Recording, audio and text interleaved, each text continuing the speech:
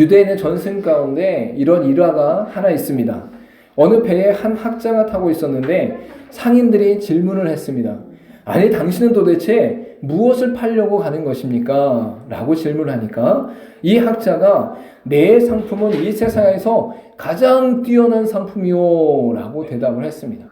그래서 상인들이 굉장히 신기해서 유심히 보다가 이 학자가 잠들었을 때에 이 학자의 가방을 들춰봤습니다. 근데 이 학자의 가방 가운데는 별게 들어있지 않았어요. 그냥 생활용품이나 필요한 일부분만 있을 뿐이지 무엇을 팔 수 있는지, 무엇을 팔고 있는지를 전혀 알 수가 없었다라는 것이죠. 그래서 이것을 이상하게 생각하고 함께 가던 중에 항해하는 과정 속에서 태풍을 만나게 됩니다. 고공! 하면서 태풍이 치는 가운데 난파가 되어버리는 상황이 펼쳐지게 되어버린 것이죠. 그래서 난파가 되어버리니까 배에 있던 상품이나 배에 있던 물건이나 배에 있던 것들이 다 배와 함께 가라앉아버리고 간신히 사람들만 작은 배를 이용해서 또한 조각난 그 나무 조각을 통해서 간신히 무트로 피난을 할 수 있었습니다. 그래서 함께 막 피난에 가서 어려운 상황 속에서 한 섬과 한 마을 가운데 도착하게 되었는데 그곳에서 그 마을의 사람들을 만나게 된 것인지. 근데 그때 놀라운 사실은 무엇이냐면 다른 사람은 어찌할 바를 몰라 어떻게 할지 모르고 있었는데 이 학자는 그 마을에 있는 사람들과 대화를 하면서 이야기를 나누면서 자신이 갖고 있는 학식과 지식과 경험과 폭넓은 이야기들로 그 사람들에게 귀한 덕을 펼쳐주게 되었던 것이죠. 그래서 그 마을 사람들이 이 학자에게 우와! 정말 당신은 훌륭한 지식과 지혜가 있습니다. 우와! 당신은 정말 수많은 정보와 수많은 경험이 있습니다. 이야, 정말 대단하십니다. 라고 하면서 그 학자를 대접하고 귀한 현인으로 그 사람을 모셔가기 시작한 것입니다.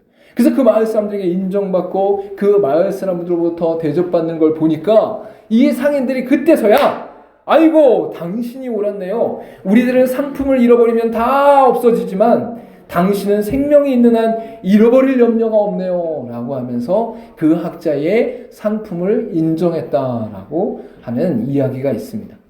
이 학자는 겉으로 보았을 때는 별거 가진 것이 없었습니다. 그러나 이 학자의 머릿속에는, 이 학자의 마음속에는, 이 학자의 인생 속에는 지혜와 명철과 지식이 가득했다라는 것을 알 수 있는 것이죠. 우리가 이 땅을 살아가면서 외적으로 부유해 보이고 외적으로 드러나는 것을 떵떵거리고 외적으로 무엇인가 비싼 것을 갖고 있는 것보다 더 중요한 게 있는데 그것은 우리의 지식 가운데, 우리의 마음 가운데, 우리 영혼 가운데 무엇을 담고 있느냐가 중요하다라는 것입니다. 여러분, 외적으로 아무리 풍성하고 외적으로 아무리 부유한 것 같아도 그 생각 가운데, 그 마음 가운데, 그 영혼 가운데 아무것도 들어있지 않으면 그 사람이 어떤 행동으로 이 땅 가운데 해를 끼칠지, 그 사람이 어떤 행동으로 이 땅 가운데 불이익을 줄지 알 수가 없는 거예요. 왜? 지혜가 없으니까. 그 돈을 어떻게 쓸지 모르는 거예요. 지혜가 없으니까 그 권력을 어떻게 쓸지 모르는 거예요.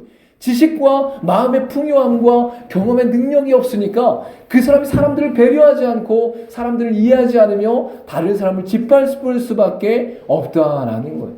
그래서 인생 가운데, 우리의 삶 가운데 아주 중요한 것은 외적으로 보이는 것보다 우리의 내적으로 지혜와 지식과 명철과 마음의 부유함 가운데 있는 것이 더 중요하다라는 것입니다. 우리 같이 한번 이렇게 고백했으면 좋겠습니다. 외적으로 보이는 것보다 내 안에 무엇이 담겨 있는가가 더 중요하다. 그래서 지혜와 지식 같은 경우는 많은 학업의 과정과 또한 공부, 학습을 통해서 배울 수 있지만 여러분의 마음 가운데 다른 사람을 배려하고 이해하고 사랑하는 것은 다른 사람에 대한 애틋한 마음과 긍휼의 마음이 있어야 됨을 알 수 있는 것이죠. 또한 사회 법률과 사회 법규와 사회 윤리들을 알아야 사회의 다른 사람과 어떻게 이 사회 가운데 어우러져 살아갈 것인가를 알 수 있다는 거예요. 이 모든 것들이 바로 외적으로 내가 좋은 제품이나 비싼 것을 갖고 있거나 아니면 비싼 집을 갖고 있는 것보다 더 중요한 요소들이다라고 말할 수 있는 것이죠.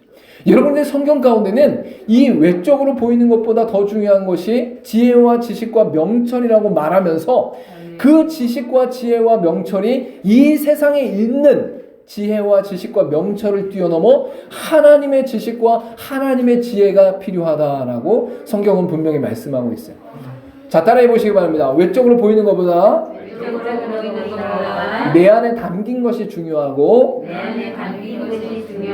내 안에 담긴 것보다 하나님이 허락하신 것이 더 중요하다. 하나님이 허락하신 것이 더 중요하다. 여러분, 그래서 믿음의 사람들은 이 땅을 살아가면서 내 안에 무엇이 담겨 있는가를 살필 때에 내가 좋은 지식이 있어, 내가 좋은 지혜가 있어, 내가 좋은 경험이 있어, 이러한 것들을 자랑하는 것이 아니라 내 안에 하나님의 은혜가 있어, 내 안에 하나님의 말씀이 있어, 내 안에 하나님의 뜻이 있어 라고 선포할 수 있는 것이 바로 그리스도인의 삶이다라는 것이, 내가 이 세상 가운데 부유함을 누리지 않아도 다른 사람에게 인정받는 것은 내 안에 인격과 인품과 학식이 있기 때문인데, 그것을 뛰어넘어 내 안에 생명을 허락하신 하나님의 말씀과 하나님의 뜻과 하나님의 은혜가 있으면 그것이 이 세상에서 가장 소중하고 귀한 것이다 라고 성경은 말씀하고 있는 것이죠. 여러분, 근데 이스라엘 백성들은 하나님의 말씀을 허락하셨음에도 불구하고 그것을 저버리는 인생을 살았어요. 하나님께서 그분을 드러내시고 그분이 이 땅 가운데 주인이심을 분명히 선포하고 계심에도 불구하고 이스라엘 백성들은 그것을 저버렸단 말이에요. 개같이 여겼단 말이에요. 똥같이 여겼단 말이에요. 하나님을 저버리니까 하나님으로부터 징계와 또한 심판이 일어나게 되어지는데, 그것이 이스라엘 백성들 가운데 나타난 두 나라가 분열된 것과 또한 두 나라가 포로로 잡혀가며 멸망되어진 상태 가운데 거하는 것을 우리가 알 수 있는 것이죠. 여러분, 이스라엘 백성들을 통일왕국 때에 사울과 다윗과 솔로몬을 통해 이루어졌다라는 것을 우리가 배웠어요. 그리고 이 솔로몬 이후에는 두 나라로 갈라진 것을 알게 된 것이죠. 북이스라엘과 남유다로 나눠지게 되어지는데, 이 북이스라엘과 남유다가 하나님 앞에서 온전한 믿음으로 하나님을 의지하고 바라보는 것이 아니라 하나님을 떠나고 하나님의 말씀을 떠나고 하나님의 은혜를 저버리는 인생을 살게 된 것이에요. 그래서 북이스라엘은 아수르에 의해서 멸망당하게 되어지고 남유다는 바벨론에 의해서 멸망당하게 되어지는 것을 볼 수 있어요. 그래서 이 이사야는 이 남유다 가운데 하나님의 멸망이, 하나님의 심판이 임할 것을 예언하고 있는 말씀이 바로 이사야서의 말씀이다라고 분명히 선포하고 있는 것이죠. 아직 일어나지 않은 BC 690년에 하나님께서 멸망하실 것을 이미 선포하셨고, 586년에 바벨론이 멸망했을 때에 이 말씀 안에서 다시금 회복되게 하시는 하나님의 놀라운 은혜가 있었다라는 것입니다. 여러분, 그래서 이사야 39장 6절에는 이렇게 선포하고 있어요. 보라, 날이 이르리니 내 집에 있는 모든 소유와 내 조상들이 오늘까지 쌓아둔 것이 모두 바벨론으로 옮긴 바 되고 남을 것이 없으리라, 여호와의 말이니라 라고 말씀하고 있는 것이죠. 여러분, 이사야 40장부터는 바로 이스라엘 백성들의 메시아가 오심과 하나님의 구원의 소식과 회복의 소식을 전하고 있는데, 39장 마지막 부분에 보면 이제 남유다는 바벨론에 의해서 멸망당할 것이야 라고 선포하시는 하나님의 심판이 담겨져 있다라는 것이죠.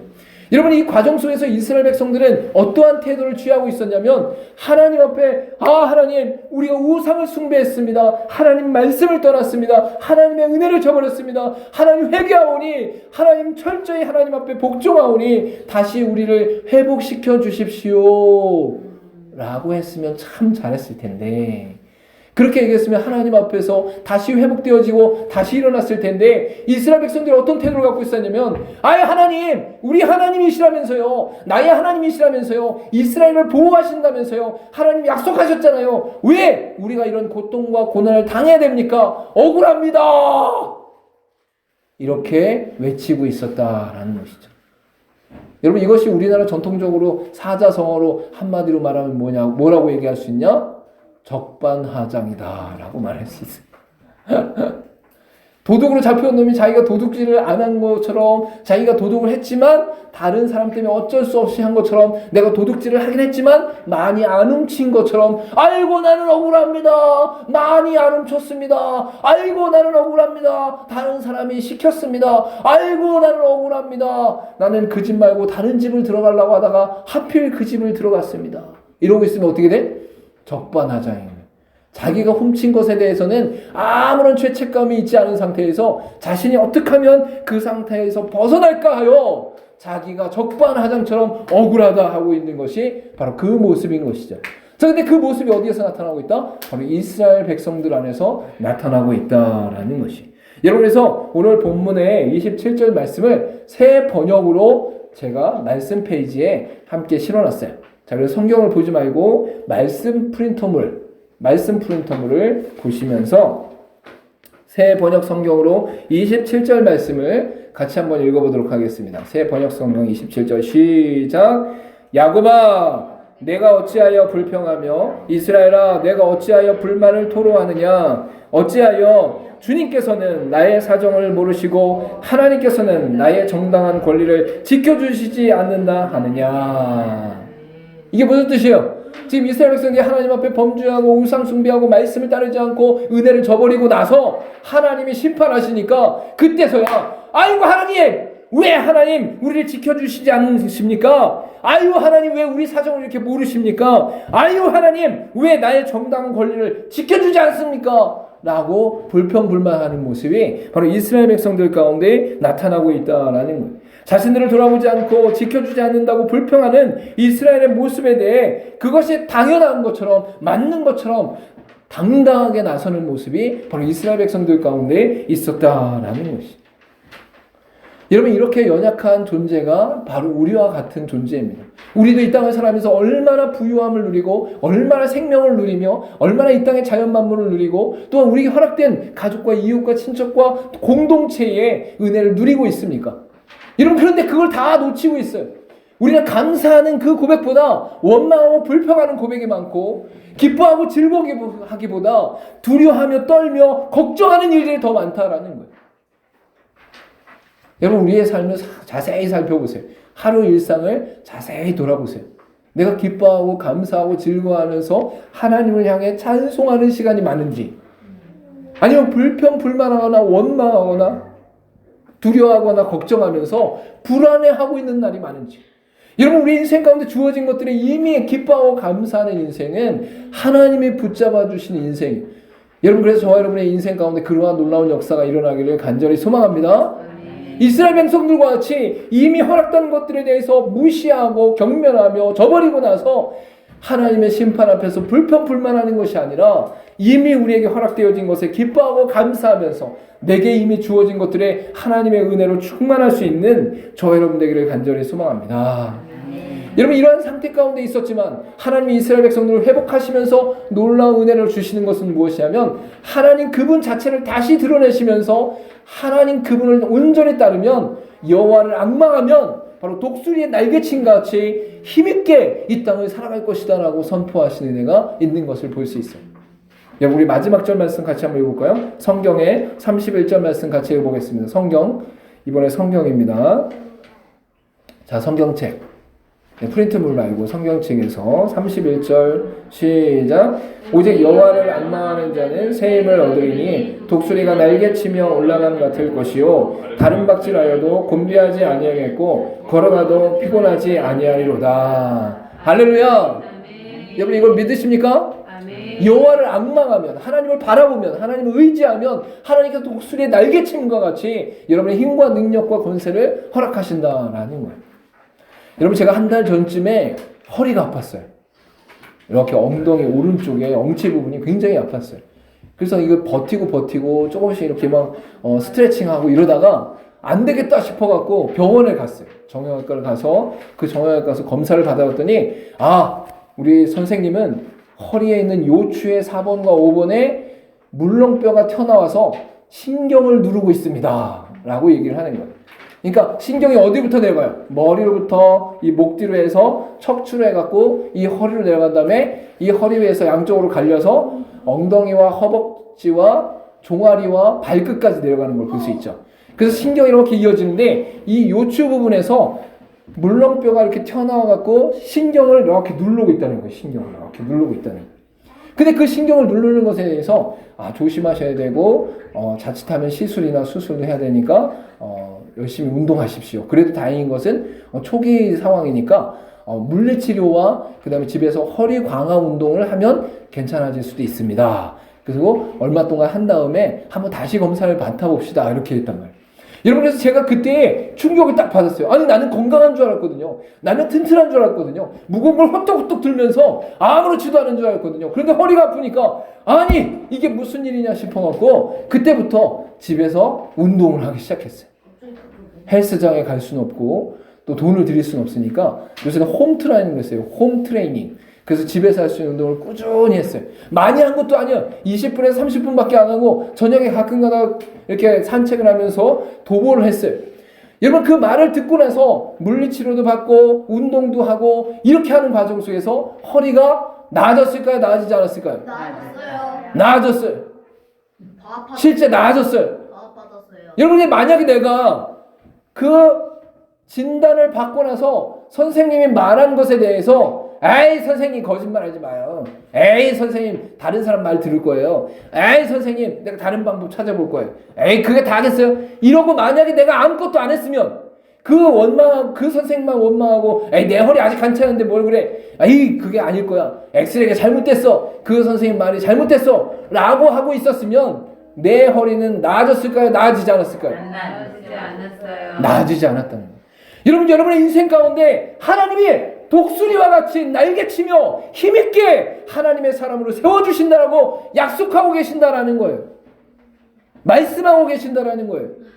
여러분의 영혼이 상심하며 절망하며 포기하며 낙담하며 이 땅의 좌절 가운데 거하는 것이 아니라 하나님의 은혜 가운데 능력 가운데 은혜를 힘입어 날마다 소생하는 생명의 역사를 허락하신다라는 거예요. 자, 따라해보세요. 하나님은 이미 말씀하셨다. 그러나 내가 안 듣고 있다. 내가 안 하고 있다. 여러분, 우리가 날마다 찬양도 하고 고백도 하는데 독수리의 날개친 같이, 그때 그 독수리의 날개친 같이는 내가 무엇인가를 막 의지적으로 해서가 아니라 하나님을 만난 사람이기 때문에 그런 거예요. 하나님을 알았기 때문에 그런 거예요. 그래서 이스라엘 백성들한테 이 이사야 선지자가 계속 선포하는 게 뭐예요? 반문하고 질문하는 게 뭐예요? 내가 알지 못하였느냐? 듣지 못하였느냐? 질문하고 있는 거예요. 여러분, 이것이 너 혹시 알지 못했니? 너 혹시 듣지 못했니? 이런 게 아니라 야! 다 알고 있잖아. 이미 들었잖아. 야, 하나님 살아계시잖아. 너 그걸 몰랐어? 너 그거 알고 있었잖아. 라고 얘기하는 반문의 질문인 거예요. 여러분, 이스라엘 역사 가운데 하나님이 이스라엘 백성들을 그냥 내버려 두셨습니까? 아니에요. 하나님이 이스라엘 백성들을 끝까지 보호하시고 인도하시면서 책임져 주셨어요. 그래서 하나님이 이스라엘 백성들 가운데 함께 하시면서 역사하신 게 너무 많아. 많아도 너무 많아. 근데 이스라엘 백성들이 그걸 몰랐어요? 알았어요? 알긴 알았는데 제대로 모르는 거예요.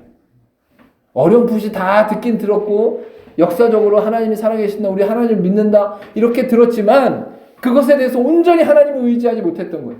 여러분, 교회를 오래 다니다 보면 생기는 게 무엇이냐면 이 종교에 대해서, 신앙에 대해서 굳어져 가는 것을 볼 수 있어요. 하나님에 대해서 감동하며 감격하며 하나님과 거주하고 하나님과 동행하는 믿음의 삶을 사는 게 아니라 어느 순간 예배드리는 게 형식이 돼버려. 어느 순간 성경 읽는 게 관례가 돼버려. 어느 순간 기도하는 게 습관이 돼버려. 좋은 습관이면 괜찮은데 그냥 관념적으로 해야 되니까 종교적으로 하는 일들이 일어나게 된다는 거예요. 여러분, 이스라엘 백성들이 하나님의 살아계심과 역사하심을 알았지만 온전히 알지 못했고 온전히 믿지 못했고 온전히 깨닫지 못했다라는 것을 분명히 말씀하고 있는 거예요. 그래서 이스라엘 백성들은 독수리의 날개친 같이 너희들이 소생할 것이다 라고 말씀하시면서 뭘 얘기해요? 하나님이 어떠한 분이신가를 다시 한번 말씀하고 있는 거예요. 할렐루야.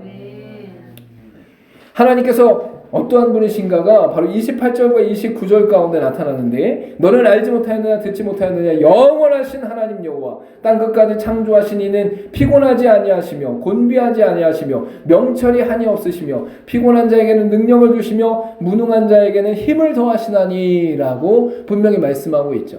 여러분이 여기서 하나님의 존재에 대해서 한마디로 얘기하면 바로 하나님의 절대성과 초월성과 무한성을 말씀하고 있는 것이다 라고 볼 수 있는 거예요.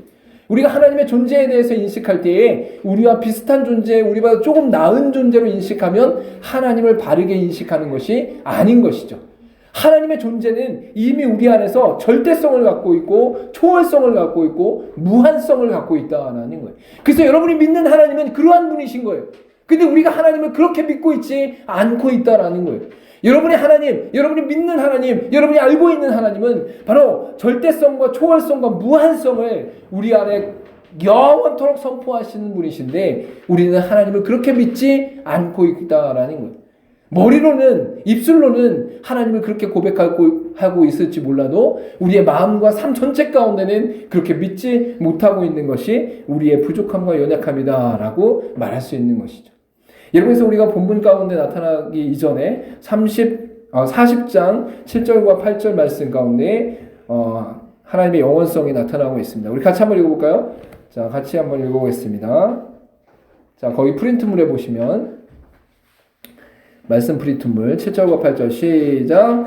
푸른 마르고 꽃이 시드는 여호와의 기운이 그 위에 봅니다. 이 백성은 즐겁도다. 푸른 마르고 꽃을 시드나 우리 하나님의 말씀은 영원히 서리라. 하나님의 영원성, 절대성을 드러낼 때에 바로 이 땅의 푸른 사람이다. 이 땅의 푸른 백성이다. 그러나 하나님의 말씀은 영원하다. 자, 하나님 말씀으로 하나님을 드러낸 이유가 무엇이냐면 이 땅의 사람들이 하나님의 존재, 그 위대하시고 영원하시고 거룩하신 존재를 밝히 볼 수 없어요. 왜? 우리의 존재 자체가 하나님의 존재를 다 볼 수 없는 제한된 영역에 있는 상태에 있기 때문이에요. 그런데 하나님이 이 땅 가운데 그분의 존재성을 어떻게 드러냈어요? 말씀을 통해 드러냈어요. 자, 여러분 이렇게 하시면 돼요. 개미가 코끼리를 볼 때 전체를 다 볼 수가 없어요. 그거는 코끼리가 존재하지 않기 때문이 아니라 개미가 제한된 존재이기 때문인 거예요. 이해 가셔요? 코끼리란 존재가 없어서 코끼리를 개미가 못 보는 게 아니라 개미란 존재가 너무 작기 때문에 그 볼 수 있는 시야가 너무 좁기 때문에 코끼리를 못 보는 거라는 거예요. 여러분 하나님의 존재를 우리가 볼 때에 하나님을 전부 볼 수가 없어요. 하나님의 존재의 영역이 무한하기 때문에 제한된 우리의 인생으로 하나님의 존재를 볼 수 없단 말이에요. 그런데 하나님의 그분의 존재성을 우리에게 드러내실 때에 뭘로 드러내셨다는 거예요? 말씀을 통해 드러내셨다는 거예요. 이 땅의 사람들이 하나님의 존재를 인식할 수 있도록 말씀을 통해서 그분의 일부를 드러내셨다는 거예요. 근데 그분의 존재를 드러내셨다는 거예요. 이해 가셔요? 이해 가시는 거예요? 네. 그래서 이 영원성이 하나님 앞에 있다라는 것을 성경은 계속 얘기하고 있습니다. 그 다음에 얘기하고 있는 것은 무엇이냐면 바로 초월성이다라고 말할 수 있어요. 같이 한번 읽어보도록 하겠습니다. 10절부터 11절 40장 10절부터 11절 시작. 보라 주 여호와께서 장차 강한 자로 임하실 것이요 친히 그의 팔로 다스릴 것이라. 보라 상급이 그에게 있고 보응이 그의 앞에 있으며 그는 목자같이 양떼를 먹이시며 어린 양을 그 팔로 보아 품에 안으시며 젖먹이는 암컷들을 온순히 인도하시리로다. 하나님의 초월성이 어떻게 나타나냐? 보라 주 여호와께서 장차 강한 자로 임하실 것이요 라고 하면서 상급과 보응이 그 앞에 있다라고 말씀하고 있어요. 여러분 상급과 보응이 그 앞에 있다는 것은 인간의 존재를 뛰어넘어 그분이 판단하시고 결정하시고 심판하실 수 있다라는 것을 드러내고 있는 거예요. 우리의 인생과 우리의 삶을 초월한 존재라는 거예요. 우리를 판단할 수 있는 사람이 이 땅에는 아무도 없어요. 모든 사람은 죄인이고 연약한 존재이기 때문에 사람과 사람을 판단할 수가 없어요. 사회적 규범 가운데 법이 있지만 그 법도 우리 인간의 잘못된 부분, 드러난 부분을 판단할 부분이지 우리 자체를 판단할 수는 없다라는 거예요. 근데 하나님의 존재는 이 땅의 모든 것을 보응하시고 상급을 주실 수 있는, 상도 주시고 벌도 주실 수 있는 분이다라고 성경은 말씀하고 있는 것이죠. 여러분 무한성에 대해서 15절부터 17절의 말씀을 같이 한번 읽어보도록 하겠습니다. 시작. 보라 그에게는 열방이 물과 같이 저울의 작은 티끌 같으며 섬들은 그 짐승들을 번제해도 부족할 것이라. 그의 앞에는 모든 여방이 아무것도 아니라 그는 그들을 없는 것 같이 빈 것 같이 여기시느니라. 여러분 여기서 이 땅에 있는 많은 것들을 우리의 눈으로 봤을 때는 엄청나게 큰데 우리의 눈으로 봤을 때는 도저히 우리가 어떻게 판단할 수 없는 커다란 존재인데 하나님이 보셨을 때는 바로 이 땅의 태산이나 이 땅의 섬들이 먼지와 같다라고 말씀하는 것을 볼 수 있죠. 그리고 이 세상에 있는 모든 열방이 아무것도 아니다. 없는 것 같이 빈 것 같이 여기신다라고 말씀하고 있어요. 사실 이 지구가 창조되어질 때 이미 하나님의 존재는 실존하였는데 이 하나님의 존재가 우주를 창조할 때에 우주 전체 영역에서 봤을 때 이 지구는 얼마나 작아요? 눈에도 안 보여. 눈에도 안 보여. 이 우주 전체의 의미 가운데 지구 한 덩어리, 우리가 지구를 볼 때는 이 지구가 엄청나게 큰데 하나님의 눈으로 봤을 때 이 우주의 영역에서 지구 한 덩어리는 점도 아니라는 거예요. 점도 아니라는 거예요. 여러분, 그러면 이 지구 안으로 들어와서 이 지구 안에 있는 커다란 히말라야 산맥이나 커다란 산이나 제주도나 아니면 이 땅에 있는 많은 열방들은 어떻게 보일까요? 지구 자체가 점도 아닌데, 지구 자체가 먼지도 아닌데 이 땅에 있는 섬들이나 태산이나 히말라야 산맥이나 아니면 아메리칸 대륙들이 그게 보일 거냐는 거야. 안 보인다라는 거야. 여러분, 하나님의 무한성은 이렇게 크고 놀랍다라는 거예요. 하나님이 이 땅 가운데 제한되어 있는 존재가 아니라 이 지구 영역 가운데만 머물러 있는 존재가 아니라 온 우주를 통치하시기 때문에 이 땅에 있는 것들이 작고 작다라고 이야기하고 있는 것이죠. 여러분, 이러한 상태 가운데 바로 하나님을 자신에 대해서 바르게 알기를 간절히 소망하고 있습니다. 또한 우상들에게 절대 비교하지 않기를 또한 간절히 요청하고 있는 것이죠. 25절과 26절 말씀 같이 한번 읽어보도록 하겠습니다. 25절 26절 시작. 거룩하신 이가 이르시되 그런즉 너희가 나를 누구에게 비교하여 나를 그와 동등하게 하겠느냐 하시니라. 너희는 눈을 높이 들어 누가 이 모든 것을 창조하였나 보라. 주께서는 수요대로 만상을 이끌어내시고 그들의 모든 이름을 부르시나니 그의 권세가 크고 그의 능력이 강함으로 하나도 빠짐이 없느니라. 이스라엘 백성들이 하나님을 저버리고 하나님 말씀을 저버리고 우상을 숭배했어요. 그래서 하나님이 이 우상들과 동등한 위치에 있는 것을 절대 기뻐하지 않으신다는 거예요. 왜냐하면 이 땅의 우상들은 인간에 의해서, 사단에 의해서 만들어진 것이지만 바로 하나님의 존재 자체는 처음부터 알파와 오메가로 처음과 끝이 되어주시고 이 땅의 모든 것을 주장하시는 바로 절대성과 초월성과 영원성, 무한성을 존재 가운데 갖추신 분이시기 때문이다 라고 성경은 말씀하고 있는 것이죠. 그래서 여러분의 인생 가운데 하나님을 누구로 인식하느냐, 하나님을 어떻게 인식하느냐, 하나님을 바르게 인식하느냐는 굉장히 중요하다라는 거예요. 성경에 수많은 사람들이 하나님을 아는 지식이 매우 중요하다라고 계속적으로 얘기하고 있는 것이죠.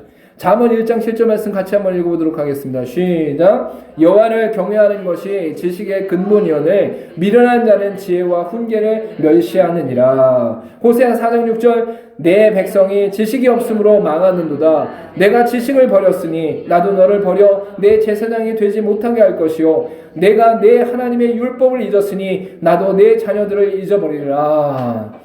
하나님의 존재를 아는 것은 이만큼 중요하다는 거예요. 하나님을 아는 지식이 없으면 멸망하게 된다는 거예요. 하나님을 아는 지식, 하나님이 어떤 분이신가, 하나님이 무엇을 드러내셨는가, 하나님이 이 땅 가운데 무엇을 말씀하셨고 무엇을 이루셨는가를 온전히 알아야 그 안에서 믿음의 역사가 일어나고 승리하게 되어진다라고 말씀하고 있는 것이죠. 하나님을 알아야, 그분의 존재를 알아야 그분의 뜻을 알고 그분 안에서 행할 수 있다라고 성경은 말씀하고 있는 거예요. 여러분, 빌립보서 3장 8절 말씀 같이 한번 읽어보겠습니다. 시작. 또한 모든 것을 해로 여김은 내 주 예수 그리스도를 아는 지식이 가장 고상하기 때문이라. 내가 그를 위하여 모든 것을 잃어버리고 배설물로 여김은 그리스도를 얻고. 골로새서 3장 10절 말씀 시작. 새 사람을 입었으니 이는 자기를 창조하신 이의 형상을 따라 지식에까지 새롭게 하심을 입은 자니라. 디도서 1장 1절 하나님의 종이요 예수 그리스도의 사도인 나 바울이 사도된 것은 하나님이 택하신 자들의 믿음과 경건함에 속한 진리의 지식과.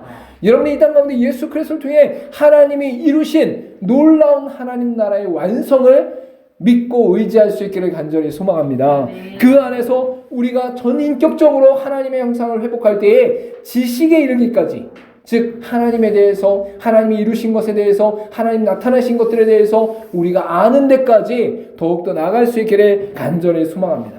이러한 상태 가운데 하나님을 바로 아는 자들이 이 땅에 하나님의 놀라운 은혜를 누리며 그 안에서 독수리 날개침같이 올라가는 역사가 일어난다라는 것이, 여러분, 믿음을 통해서 초자연적으로 하나님의 능력을 능력이 임하여 피곤하거나 곤비치 않는 것을 바로 독수리의 날개침으로 표현하고 있는 것을 볼 수 있어요. 여러분, 이것은 중력의 힘을 거스러 하늘을 향해 오르는 능력의 역사가 일어나는 것을 볼 수 있는 것이죠. 아멘. 여러분, 우리가 생각하는 상식과 이성적인 판단, 감정의 수준을 뛰어넘는 하나님의 역사가 일어난다라는 거예요. 할렐루야. 여러분, 저희가 너무 놀라운 것 중에 하나는 코로나 때문에 힘들잖아요. 그리고 우리 성도가 많지 않잖아요. 그래서 사실은 이 월세가 한 달에 100만 원씩 나가는데 이걸 감당할 수가 없단 말이에요. 근데 정말 하나님의 은혜 가운데 자꾸 큰 헌신과 또한 헌금들이 일어나는 것을 볼 수 있어요. 전혀 예상 못한 일들이 일어난다는 거예요. 전혀 예측 못한 일들이 일어난다는 거예요. 우리의 이성과 우리의 판단, 우리의 감정으로는 도저히 이해할 수 없는 일들, 독수리가 중력을 거스러 하늘로 올라가는 것처럼 우리의 믿음의 삶은 우리가 이해할 수 없는 영역을 뛰어넘어 하나님의 역사를 발견하는 것이 믿음이다라고 성경은 말씀하고 있는 것이죠. 물론 우리의 인생 가운데 어려움이 있을 수 있어요. 어떻게 될지 모르는 상황 가운데 있어요. 그러나 그것이 우리를 좌지우지 흔들 수 없고 하나님의 존재 자체만이 우리를 붙잡고 이끌어가는 놀라운 역사로 우리의 삶을 지배하신다라고 성경은 말씀하고 있는 것이죠. 할렐루야. 그래서 성경에는 바로 하나님의 지혜신 예수 그리스도만을 바라보며 믿음의 경주를 견고하고 단호하게 끝까지 감당하기를 간절히 소망하는 것을 볼 수 있어요. 히브리서 12장 1절과 2절 말씀 우리 같이 한번 읽어보도록 하겠습니다. 시작. 이러므로 우리에게 구름같이 둘러싼 허다한 증인들이 있으니 모든 무거운 것과 얽매이기 쉬운 죄를 벗어버리고 인내로써 우리 앞에 당한 경주를 하며 믿음의 주요 또 온전케 하시는 이 예수를 바라보자. 그는 그 앞에 있는 기쁨을 위하여 십자가를 참으사 부끄러움을 개의치 아니하시더니 하나님 보좌 우편에 앉으셨느니라. 할렐루야. 여러분이 이 땅 가운데 살아가며 이 땅에 어려움과 고통을 당할 수 있어요. 그것을 피할 수 없는 것이 우리 인생일 수 있어요. 그러나 우리의 삶 가운데 이 땅의 현실보다 더 중요하고 놀라운 것은 무엇이냐면 예수 그리스도가 우리와 함께 하신다는 사실이에요. 예수 그리스도를 통해 우리에게 영생을 허락하셨다는 사실이에요. 예수 그리스도를 통해 영원한 소망을 우리에게 허락하셨다는 사실이에요. 할렐루야. 그래서 이 땅을 살아가며 우리가 믿음의 경주를 할 때에 옆에 사방팔방 바라보는 것이 아니라 바로 최종 결정점인 그곳을 향해 나갈 때에 예수 그리스도를 바라봐야 된다라는. 여러분, 누가 100m 달리기를 할 때 막 달리면서 이쪽 보고 저쪽 보고 저쪽 보고 엄마 보고 친구 보고 동생 보고 이러고 달리면은 나중에 애들 저만큼 저 앞에 갈 때 딴 데 쳐다보다가 딴 길로 가는 거예요. 만약에 달리고 있다가 아이고 우리 엄마가 맛있는 거 싸왔네 고 그쪽으로 달려가면 경기는 끝나는 거예요. 아무 소용이 없는 거예요. 여러분, 여러분의 인생 가운데 수많은 유혹과 수많은 고난과 수많은 아픔도 일어날 수 있어요. 그러나 영적인 모든 세계 가운데 오직 예수 그리스도만 바라보고 승리하는 저와 여러분 되기를 간절히 소망합니다. 하나님이 어떤 분이신지를 명확하게 알고 누리며 하나님께서 우리를 향해 약속하신 은혜를 놓지 않고 섬기면 날로 새로워지며 승리하는 믿음의 삶을 살아가게 된다라고 성경은 말씀하고 있습니다. 오직 우리는 주님 안에서 새 힘을 얻어 승리할 것임을 날마다 선포하기를 간절히 소망합니다.